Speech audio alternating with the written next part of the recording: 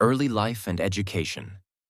Nelson Mandela was born on July 18, 1918, in the small village of Mvezo, South Africa.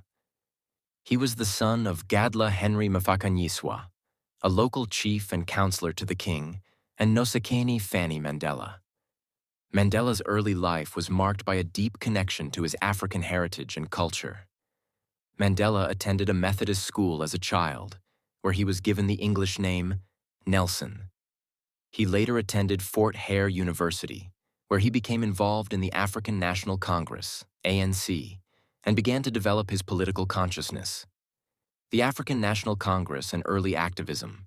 In 1944, Mandela joined the ANC, which was dedicated to fighting for the rights of Black South Africans. He quickly became a key figure in the organization, working closely with other prominent leaders such as Oliver Tambo and Walter Sisulu. Mandela's early activism focused on nonviolent resistance and civil disobedience. He was arrested multiple times for his involvement in protests and demonstrations, but continued to advocate for the rights of Black South Africans. The Defiance Campaign and Treason Trial. In 1952, Mandela helped launch the Defiance Campaign, a mass civil disobedience movement that aimed to challenge the apartheid government's racist laws. The campaign was marked by widespread protests and arrests, but ultimately helped to galvanize opposition to apartheid. In 1956, Mandela was arrested and charged with treason, along with 155 other anti-apartheid activists. The treason trial lasted for 4 years, but ultimately ended in acquittal. The Armed Struggle and Rivonia Trial. In the early 1960s, Mandela began to advocate for the use of armed resistance against the apartheid government.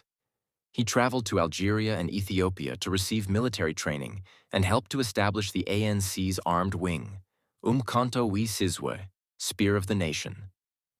In 1962, Mandela was arrested and charged with high treason, along with 10 other ANC leaders. The Rivonia trial was a highly publicized and dramatic event, with Mandela and his co-defendants facing the possibility of death sentences, imprisonment, and exile.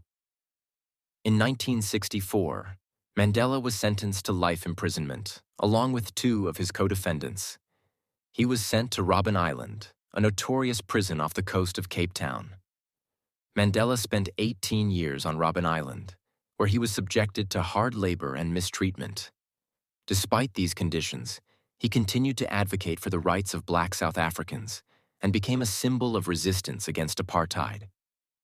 In 1982, Mandela was transferred to Pollsmoor Prison, where he was held in solitary confinement. He was eventually released in 1990 after serving 27 years in prison. Negotiations and presidency. After his release from prison, Mandela began to negotiate with the apartheid government, led by President F.W. de Klerk. These negotiations ultimately led to the country's first democratic elections, which were held in 1994. Mandela's ANC won a landslide victory in the elections, and he became the country's first Black president. As president, Mandela worked to rebuild and reconcile the country, establishing the Truth and Reconciliation Commission to investigate human rights abuses under apartheid. Personal life and legacy. Mandela married Winnie Madikizela in 1958, and the couple had 2 daughters together. However, the marriage was marked by separation and divorce, due in part to Mandela's imprisonment. Mandela's presidency was marked by significant challenges, including economic inequality and the HIV/AIDS epidemic.